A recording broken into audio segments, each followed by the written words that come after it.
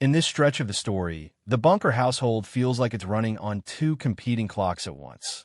The old clock that Archie trusts, rules, tradition, the way it's supposed to be, and the new clock that Gloria and Mike are trying to live by, where love has to be negotiated, identity has to be chosen, and even the smallest decision about a baby can become a referendum on everything. The tension doesn't arrive like thunder. It arrives like everyday noise. A baby's cry, a doorbell, a jacket being pulled off a hanger, a phone call that interrupts a private moment. But the result is the same. Everybody ends up arguing about what kind of family they are and what kind of world they're trying to prepare Joey for. The spark begins with something that should be simple and generous: donating old clothes for church. It's the kind of request that, in a calmer home, would be handled in 10 minutes. Pick a pile, fold it, give it away, feel decent about yourself. But the Bunkers don't do calm.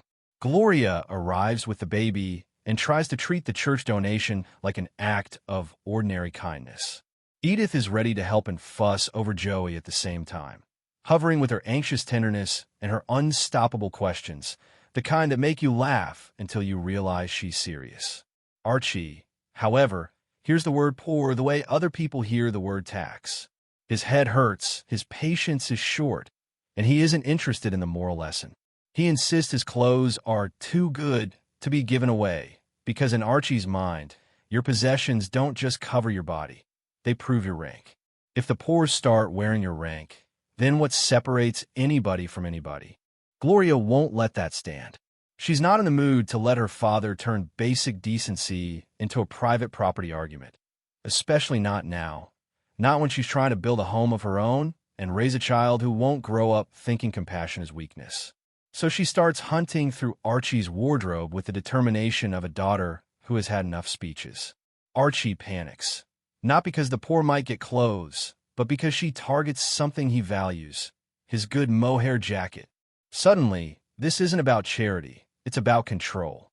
Archie wants to be the one who decides what helping looks like, and he wants it to cost him nothing he actually cares about. But the donation pile is only the surface. Underneath it, Archie is chasing something bigger: certainty. And nothing scares Archie more than the idea that Joey might grow up without a label Archie recognizes. That's where the baptism fight begins. Gloria sees baptism as a choice the parents should make thoughtfully, not a ritual forced through the back door. Archie sees it as a protective stamp, like an insurance policy you take out before a storm. He doesn't describe it gently. He doesn't say, "I want the baby to have spiritual grounding." He frames it like a hard lesson the world teaches. People throw rocks at what they don't understand. The safest move is to belong to a group before anyone can target you. In Archie's logic, identity is a shield, and religion is the oldest shield there is. The problem is Mike and Gloria aren't buying the argument, and they're definitely not buying the method. Archie can tolerate disagreement when it stays theoretical, but he can't tolerate losing. And in a classic Archie move, he decides that if the parents won't agree, he'll simply outmaneuver them. That decision propels him into one of the most chaotic, revealing sequences. Archie goes to a church and tries to arrange a baptism without the parents' consent. The comedy is loud, but the motive underneath is serious.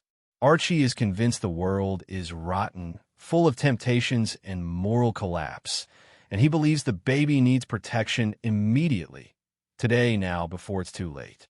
He tries to sweeten the deal with money, tries to talk like he belongs in the space, tries to force the universe into the shape that makes him comfortable.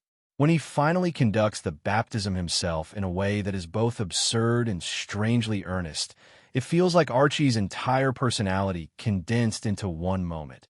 Stubbornness dressed up as faith, fear disguised as tradition, love expressed through control. While Archie is fighting the world in the name of Joey's soul, Mike and Gloria are fighting each other over something more immediate: their marriage. Parenthood has rearranged everything. Their days are measured in feedings, naps, and sudden cries that cut through the air like an alarm. Gloria doesn't get to clock out from being a mother, and Mike doesn't know where he fits anymore. He loves Joey. He loves Gloria. But he also feels like he's been pushed to the edge of his own life, standing outside the door of his own marriage, waiting for permission to enter. A private moment between them becomes a battleground because the baby's needs are always present, even when the baby isn't. Mike tries to create space for intimacy, time that feels grown-up, connected, and theirs. Gloria, exhausted and tuned to Joey's every sound, can't relax. Even the idea that Joey might be crying next door becomes a trigger she can't ignore. Mike insists she couldn't possibly hear it, that it's probably a cat, that she's imagining it. Anything to keep the moment alive. But Gloria calls anyway, and when she learns Joey is crying, she bolts. It's not a choice she makes to punish Mike. It's a reflex born from responsibility and love. Still, to Mike, it feels like a verdict. The baby wins every time. He explodes, not with cruelty, but with frustration that has been stacking up day after day. He tells her she can't do anything when Joey is crying, can't do anything when he's asleep, can't do anything ever. Gloria fires back with the reality Mike doesn't live. Her work doesn't end when he comes home. His day closes, hers continues, nonstop. In that argument, they're not just fighting about a moment on a couch. They're fighting about what their new life means and whether their marriage can survive the constant interruption of parenthood. This marital strain doesn't stay private for long, because in the bunker universe, privacy is a myth. Edith, in her gentle way, becomes an unexpected voice of experience, telling Gloria what nobody wants to hear. Love isn't only about being devoted to the baby. It's also about tending the relationship that created the family in the first place. Edith doesn't speak like a philosopher.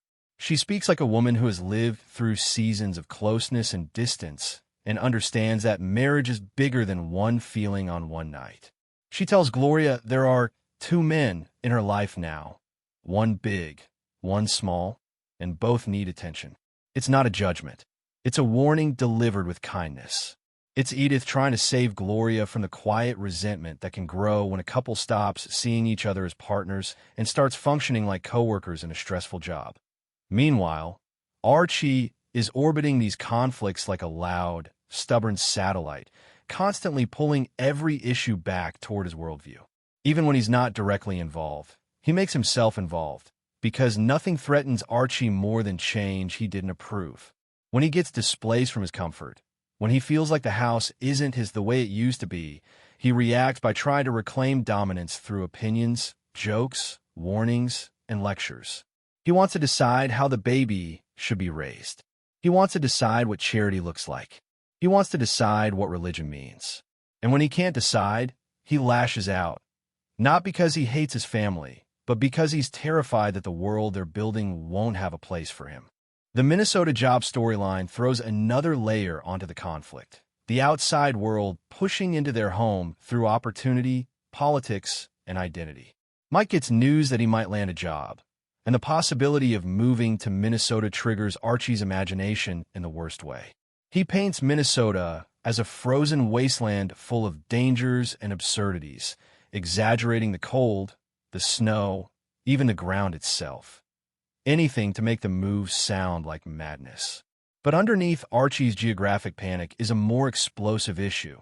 Competition for the job involves race, and Archie turns into a crude story about who gets an even break now. Mike is caught in the crossfire between principle and self-interest, between believing in fairness and wanting to win. The conversation escalates because it exposes how quickly moral language can be twisted when something personal is on the line. Across these episodes, the through line is simple. Everybody is trying to protect something. Gloria is protecting Joey and the kind of mother she wants to be. Mike is protecting the marriage and his place within it. Edith is protecting the family's emotional balance, trying to keep love alive through the noise. Archie is protecting the identity he understands. Faith as a label, tradition as armor, control as reassurance. The comedy lands because they all collide in the same cramped space with the same stubborn sincerity. Nobody is purely right. Nobody is purely wrong. But everyone's fear is real. Fear of losing influence, fear of losing closeness, fear of being replaced, fear that the world is changing faster than they can adapt. And that's why these stories hit. Because the biggest fights aren't about a jacket, or a church donation, or even a baptism. The biggest fight is over what kind of family they're becoming, and whether love can survive when everybody believes they're the one holding the line.